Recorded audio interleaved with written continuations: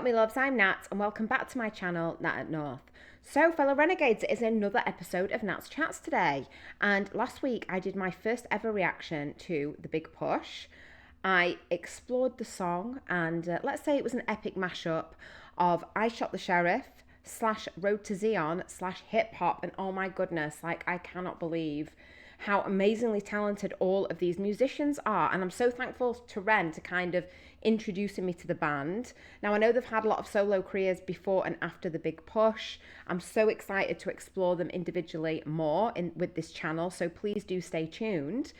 So I thought that we would do kind of a combination today of two different first reactions and your comments, because unbeknownst to myself, when I did do the recording for the first reaction of The Big Push, I had no idea they were releasing new music that week. So I actually did hop onto the live premiere last Thursday, and I did a reaction that I posted on the Friday to The Big Push's new cover of Depeche Mode's Personal Jesus.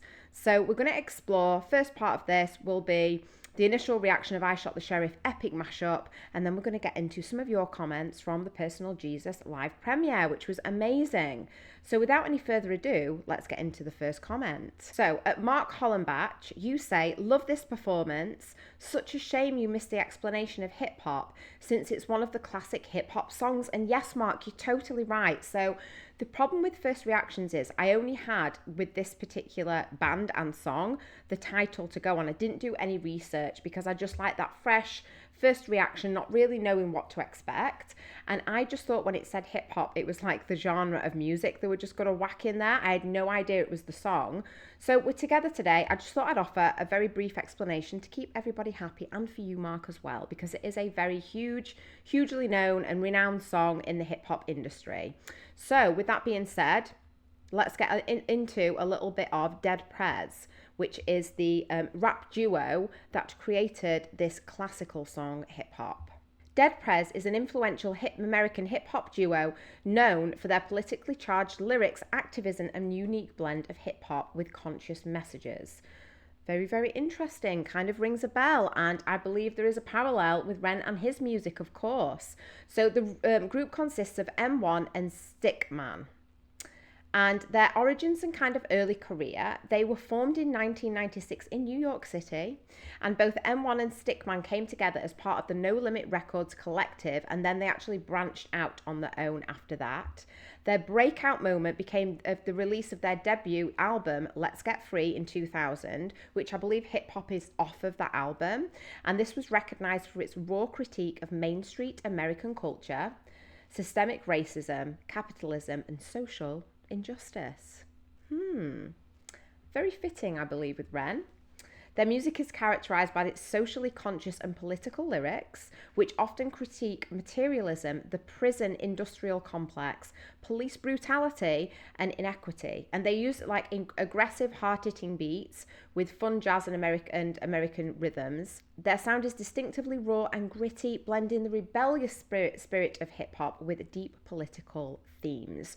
So I also love the fact that he has chosen something that kind of also has a little bit of similarity to the I Shot the Sheriff, okay, with that kind of thought process of going against authority, which is kind of what this, a lot of people interpret the song as going against authority. Another thing to mention is the I Shot the Sheriff is kind of not directly, but the messaging is quite political in the sense of people see it as a bit of a riot song as well. So their song Hip Hop by Dead Prez was released on their debut album, Let's Get Free. And it's a seminal anti-consumerist protest song, produced it with raw, bass-heavy and minimalistic sound.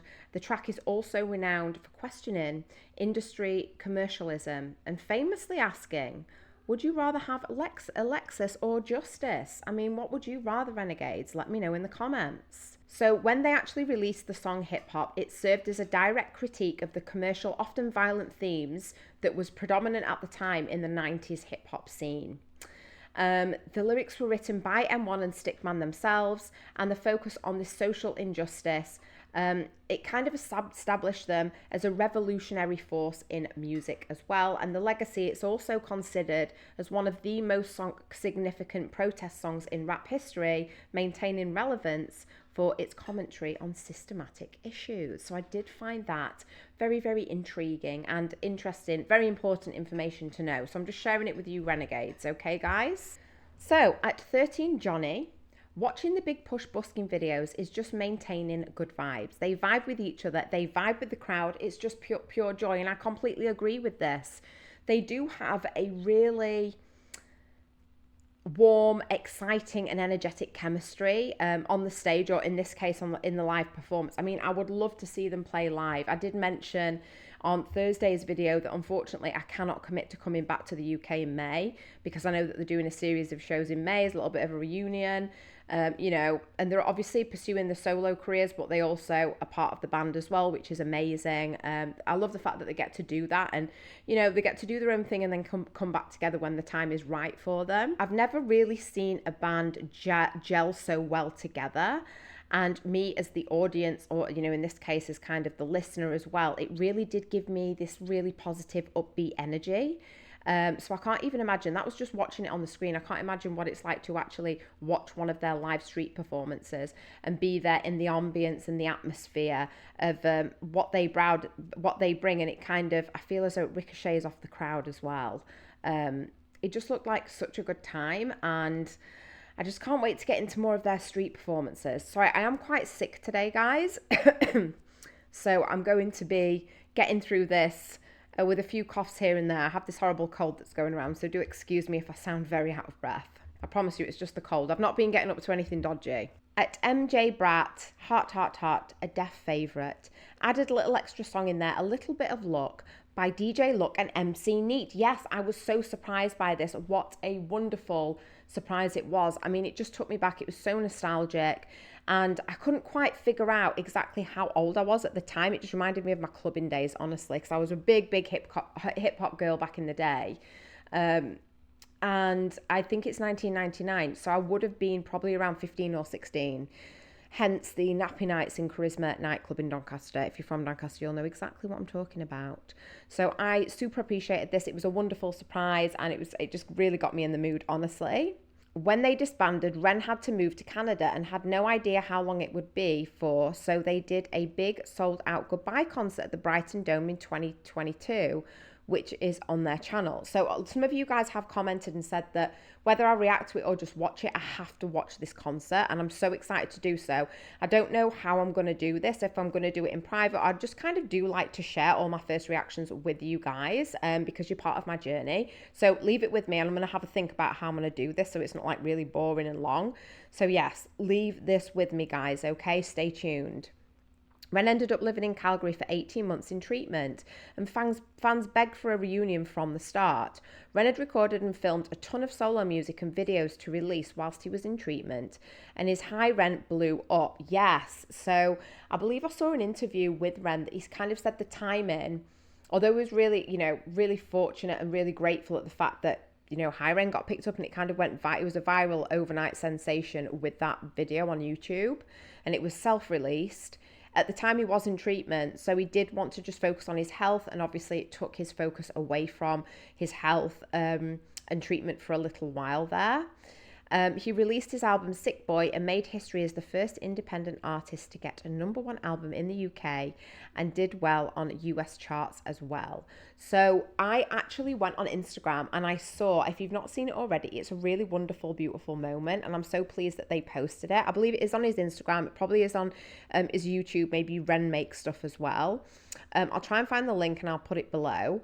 But it's actually when he is in, I think they're in Banff or something in I don't know if they're in Calgary, I think they're in Banff, and he's with all of his mates, he's out on this balcony, and he's literally listening to the radio, because that is how he wanted to find out if he'd made it #1. It's just a wonderful moment to witness that. Like, he calls his mom, he's just hugging, you know, some of his team's there, Josh is there, Connor's there, and it's just this really wonderful moment, and well deserved, and I don't know, I just really loved it. I thought it was nice that he brought into, it's quite intimate, right, that moment of him finding that out after all these years of hard work. So if you've not seen it already, I'll find the link and I'll whack it in the comments below, in the description below, so you can go and check that one out. So thank you so much for all this insight. So this is still the same comment. So fans still beg for a Big Push reunion, and their video views took off as well with Ren's success. So in August 2025, just gone, They had a reunion and did 4 busking sessions around Brighton. They did not let people know when or where on purpose because Ren had blown up and it would be Pandemonium, which I did wonder because obviously I know that this was pretty recent-ish, the busking video, and then obviously the Personal Jesus as well. So I just kind of did wonder, like, how do they even do the setup? And is it not really dangerous to just like randomly doing this busking performance in Brighton at the height of Ren's fame? I just kind of wondered how all that worked and the logistics of all that. So thank you for giving me some insight. It makes sense. So regardless, people from all over the world planned vacations in Brighton, hoping to catch them, and haunted the usual spots. As soon as they were spotted setting up, it spread like wildfire and they pulled some big crowds. They announced at the last huge one on the beach that they were going into Ren's new studio to record their first full album. It's been finished up now and they just filmed 3 videos last week. Oh, I'm super excited for that one. In December, they announced a 4-show tour in the UK in May 2026 and it was sold out in under 7 minutes. I'm not surprised though, guys, to be honest. So the fans were upset they could not see them, so they changed 3 of the venues and doubled the capacity, and that sold out too, LOL. People are flying from all over the world for the shows. So I think that just really proves how much they respect and appreciate the fans. The fact that, you know, the fans were really upset, they couldn't get the tickets in time, so rather than just going along with it, they did provide a little bit of a solution there, even though it was sold out for a second time. I'm sure all the fans appreciated that so much. And I just think they're really humble and down to earth, guys. And, you know, especially witnessing the first live performances, you know, the busking performances that I've seen, they are in the element and they really are there just for the music and for the messaging in the music as well. Everything's very well thought out. And they're just jamming away, having a great time, and with not a care in the world. And you do really get brought into that world. It's kind of an escape also for the audience as well, which, you know, especially on Thursday, I really appreciated that. So thank you so much for this comment. And now we know if they're doing busking, they're just going to kind of set up and surprise. So you're always going to have your ear to the ground, guys. You're always going to have to be around Brighton. You're going to have some like spies or something, letting you know when they're busking. So thank you so much for that. This is a Nats Chats regular at Stuart_George. I always admire the sound quality for this one. For a live busking street performance, the sound mixing is outstanding. It has the perfect mix of ambient crowd noise and reaction together with the great crisp sound of the vocals and instruments. Plus, it's just a great performance all round, a favourite amongst Renegades. Stuart, I didn't even think about the sound quality of this. It must have been so challenging to do that. Like, now I'm thinking about it. With all the crowd, the background noise, you want to make sure all the instruments, you know, everything sounds leveled. Oh my goodness. And I think there's been a few comments off of this because it was such a great one from other Renegades saying that that's why sometimes it takes a really long time for them to release their live, you know, Personal Jesus, for example. It took a really long time for them to go away and mix the sound, which apparently Ren does. So I don't know if any of the other guys were involved with the sound mix, and I'm sure they probably are because it seems like a collaboration from start to finish. But this is why it does take some time to release these songs and these live busking performance videos. So thank you so much for this insight. It was just something that I'd not really thought about at all. And it just shows you it is a full production. So I just have such an appreciation for that. Thank you. At Papa Ted 47905, few bands have 2 more complementary guitarists. At the beginning, Remain carries the skank whilst Ren solos, and then they switch for Remain's amazing solo. The skank is the syncopated rhythm guitar that is the basis for most reggae and ska. I love how they brought in the dead prez and it was seamless, and it really was, guys. Like, they picked out the songs perfectly, and again, they all kind of have this really cool theme as well. Apart from the DJ look, which was just kind of thrown in there just because it's just an amazing song, guys, and they needed to kind of break it up a little bit, I guess, and you know, just make sure that the crowd really had the attention of the crowd for the whole time, which is why they've obviously switched that up. But the guitars, again, I'm still new to kind of listening to the music and picking up on things, so I really did appreciate this comment. And it was something that I did notice off the bat. I was like, oh, it's interesting now they've got like 2 guitarists. Like, I've not really seen that a lot, to be honest with you. But they just complement each other wonderfully. And I really did loved the fact that Ren was in his element. He was singing and my eyes were fixated on him. And then he kind of gave the spotlight a bit to Remain. So just appreciate the collaboration, really, and this brotherhood of these amazing band members, which it really does seem as though they are connected on another level, which is why they've got so much chemistry when they perform. So I really loved this comment, so thank you for pointing that out to me. X Danid X, the voice technique that had you cracking up is called scatting. Yes. La da da da da bum bum. Famous jazz musician Louie Armstrong made it famous. The best was when those tractor vibe reacted to this song, and he thought a moth had flown into Ren's mouth, and it made him sing like that, not knowing he was scatting, haha. But the first time Louie Armstrong scattered was back in 1926, and it was purely by accident during a recording session when he forgot the words to the song. Back then it was really expensive to record, and the band thought they were going to be out of a lot of money, but thankfully when they listened to it back, it sounded really good. So they left it in, and the rest is history. That is actually a wild story. So thank you so much for letting us know about this. I had no idea. So Louie Armstrong, yeah, he just kind of made a bit of a mistake. And that mistake, because obviously he is a master, accidentally went into a very creative moment and just, it got just stuck on the track. So, never doubt yourself, basically. In your lowest moments, you just never know what the mind and what the body and voice can do. Unfortunately, that's not me. I'm not Louie Armstrong, but if I was, then I'd just be going with that premise.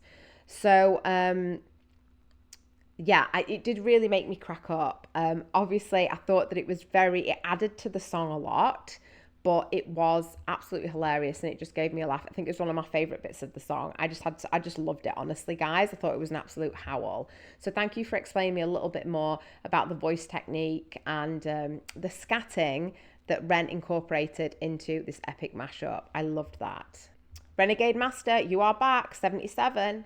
It's always cool when the reactor knows the DJ look and MC neat part. Most American reactors don't know the track. I don't think much garage music made it over there, which is actually a really good point. And I know that there's been like the Sugar Babes, I think was it last year or even the year before, maybe I'm totally out of whack, but they reformed and they actually did a lot of garage in their sets. Like Flowers was one of them as well, which was a really well-known track at the time. So yes, garage is definitely reminds me of my teen years for sure, and I would agree with you that it's definitely more predominant in the UK music. So I wonder if the line Sunflowers prologue, planting seeds where the grass never grows, but the grass it stays greener in places unknown, yes, was inspired by the part of Bob Marley's Sheriff, which is included in this performance. So Sheriff John Brown always hated me for what I don't know. Every time I plant a seed, he says, kill it before it grows. He said, before they grow. I think you're onto something, Renegade Master. Definitely. I'm pretty sure there is a parallel there. And I don't know, it was just even in Sunflowers, the prologue, it's a very standout lyric. I did pick up on it and I wasn't quite entirely sure what he meant about it stays greener in places unknown. I wasn't quite sure about the interpretation of that, and you guys helped me out. So I can only imagine that whether it's consciously, or which I believe it would be consciously with Ren, or subconsciously, that has really inspired perhaps these lyrics in the prologue. So thank you for pointing that out to us. I really loved this kind of perspective. My background is in hip hop, so my fave part of this is always going to be the last section, Dead Prez. Hip hop, they're a huge inspiration to Ren, and it's a straight up banger classic. At the end of their music video for hip hop, there's an on-screen text, "Together the ants will conquer the elephant." Ooh, that is some food for thought, guys. Together the ants will conquer the elephant, because maybe, how do you interpret that, guys? Just put what you think in the comments. There could be millions of ants, but one elephant, maybe the ants can overpower the elephant in the end, is my interpretation. Love that. Cheers, Nat. Happy that you were feeling this, and I definitely was feeling this song. So thank you, Renegade Master, for all of this great insight. You always have the best comments. Thank you so much. At Mike R_NZ, general rule: if it's Ren's red suspenders busking, it's going to be fire. I think I agree with you, Mike. it took me a while to figure out what the red suspenders symbolize, but I believe it is just complete passion, fire, and out of this worldness when it comes to Ren and the Big Push. So I will definitely keep my eyes peeled for these red suspenders for sure for the future, because I'm going to be doing more reactions when it comes to the Big Push. I've actually gone down a different rabbit hole now. So I'm very excited to get more into not only the Big Push, but I will be looking at each individual band member's solo career and some of their work as well. So we will be doing that, and that will kind of be separate from Renegade Tuesdays, which I'm really excited about, guys. So more information to come. Stay tuned. Yes. At Mr_W_games_from_Twitch. You are back. Hello, my friend. There is an Act 2. The next song they play in the same performance, same crowd, same energy, same red suspenders. I have been warned, guys. War Pigs. It's an Aussie tribute, R.E.P. Ozzy, and yes, rest in peace, Ozzy Osbourne. You were a legend. Oh my God. I'm still trying to get over that personally. Not only a legend with music, but his personality was just... I mean, he was just a one in a trillion, billion, gazillion, wasn't he? I just remember the Osbournes, the reality TV show that they had. I was a teenager at the time, and if you'd had a bad day at school or whatever and you whacked that on, you'd just be howling with laughter. His personality was absolutely hilarious, and his one-liners, oh my God, guys, yes. So I'm so pleased that that Ren's done this tribute to Ozzy Osbourne, and I didn't actually realise that was kind of the part 2. So thank you for this comment. I will definitely be doing a first reaction of War Pigs coming in the near future. So please do stay tuned for that, guys. And I'm really excited to listen to this one. A lot of you guys have recommended this, so thank you. So now, guys, we're going to get into some of your comments. I've just pulled a few of my favourites from the live premiere of the Big Push's cover of Depeche Mode's Personal Jesus. So that was on Thursday of last week. I did cover that and release my video on the Friday. So if you've not seen it already, I'll put the link below, potentially put it at the end of the video for you to check out as well. So, yes, this was fire. I was not anticipating that Remain would be the main singer. And he just had my attention the whole time. He was unbelievable. Remain is so cool, and I can't wait to get into some more of his music and kind of just discover him as the artist that he is. So the first comment just had me laughing.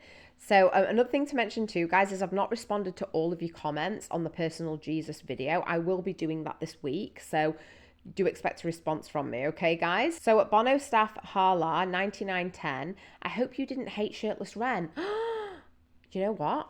I think it was because with the live premiere, there was this picture of them up, with the countdown. It's just been up for ages, basically days. And Ren was kind of shirtless on that. So I think I've got used to his skin or something like that. And Romain was wearing this amazing, like a zebra print number, and he just sang so beautifully, and he was just so cool. And Ren was like nowhere to be seen for most, he kept coming in and out of the frame. But I feel really bad, guys. I just didn't really notice his nakedness. Can my heart be flipping over to Romain? Has he taken my attention away from the Ren? We will have to see, won't we? So yeah, of course. I mean, I would never hate Ren and his shirtlessness.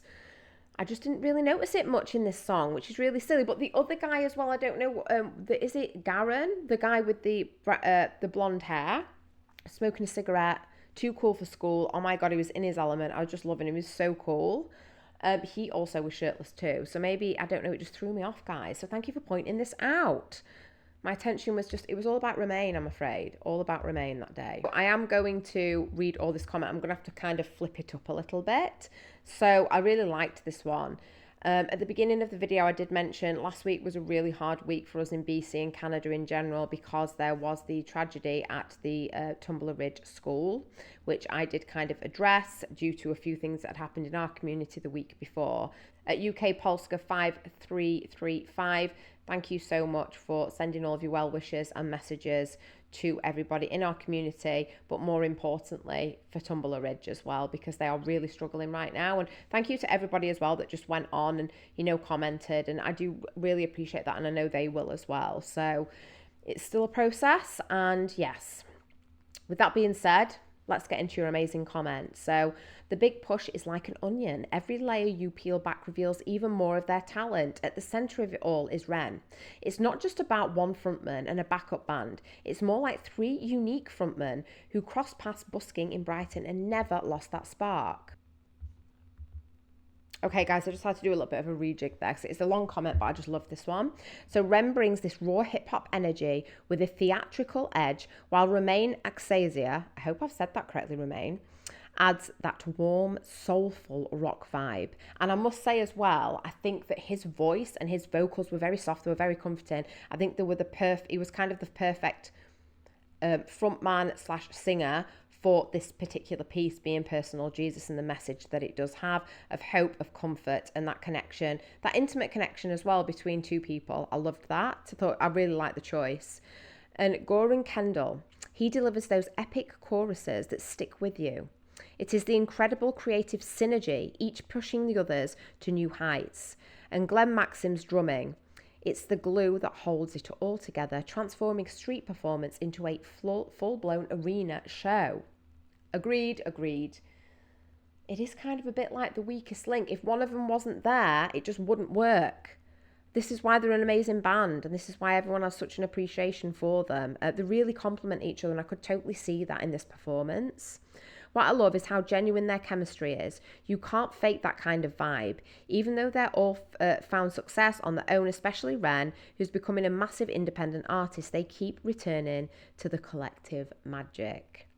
The original Brighton blend is still there, a mix of 60s style melodies and gritty urban energy. No matter how big the stage, they never lose that street performance spirit. And I just love it. And I just think they're just so humble and down to earth. And to think that, you know, they've all had this success, but especially Ren, and he's just going back to, I think I mentioned as well, like going back to the beginning. And what I mean by that is when he first started performing, his live performance and kind of collaborative skills was with Trick the Fox, and then, you know, with the big push as well. It just seems as though even by himself, when he's being busking, there's something about doing the street performances that is really being able to hone in his talent from, you know, some interviews that I've seen and just little bits of like clippets that I've read. I think it's really, really made him into the artist that he is now. I was lucky enough to attend his performances, and at the timestamp 1901, you can see a red-headed woman in the background holding a camera. During the break, Ren invited her 11-year-old daughter, and they sang the song Chalk Outlines together. It was such a touching moment and truly shows live band connection with its fans. I've tried to look online for this to see if it's like posted anywhere, and I can't find it. So if anyone finds it, please let us know, okay? Please whack it in the comments below. I will be hunting for it, okay? I'd love to see this. I think this would just be amazing to see, honestly. That interaction with the fans, wow, magic. It's such a privilege to watch them evolve from those early days in Brighton since 2018 into a world-class supergroup. I agree. Nat, just a tiny bit of advice. If you could include a link to the original artist as well, thanks, hon. And you know what? You're 100% right. I just totally missed this. So I'm going to have to go back and just include a link to, you know, like the covers or, you know, like the hip hop and this, that, and the other. I think it's a great point. So I always take what you renegades say on board. You are the masters here. I love it. Thank you so much for your comment. I just thought this was really put in a beautiful way. I just loved it, honestly. Thank you. So hello there again, my friends. So at XDanielX, okay, about this video and some useless but cool information, the white building is in front of them in the basement area where Ren filmed Violet's Tale, and the upstairs area is where Ren filmed Animal Flow video, which I did not know this, and it's not useless information. This is so cool. I love it. I always like that back behind the scenes kind of info and intel. I just find it super interesting. I like to just piece it all together. It's really fun. So the Animal Flow is a reaction that you guys have recommended for a while now. So I will be doing that in the near future. Fingers crossed. Fantastic. And I will be looking out for this location. So thank you for that. And at the end of the video, when Ren reels outside, that's the alley he's in. Oh yeah, you can see the church they're playing in front of when he walks out of the door. So it's all interconnected. This amazing information. And I just love, I don't honestly know any other artist that goes to their chosen hometown and just uses Like basically, for the most part, most of the videos that I have seen him do are in Brighton or on the streets in some capacity. And I just love the fact that he's going back to where he feels comfortable, and where he kind of grew up. Oh yes, I don't know, guys. Do you know any other artist that does this? I think it's also great for Brighton because it brings such a positive spotlight to Brighton as well. And I can only imagine the amount of fans that are in the area. Perhaps they've come over from Canada or America or anywhere in the world, and these specific places, such as also the bar that he filmed back on 74 in, it's bringing tourists to that area. So I can only imagine how much that Ren is contributing to that tourism and to Brighton's future. Really, I think it's a really great thing that he's doing that and highlighting. So thank you for that. I thought it was very cool information. So thank you so much for joining me today for another episode of Nat's Chats. We have covered the Big Push, 2 songs, and all of your comments. Keep them coming. I love reading them every week. So it is Renegade Tuesday.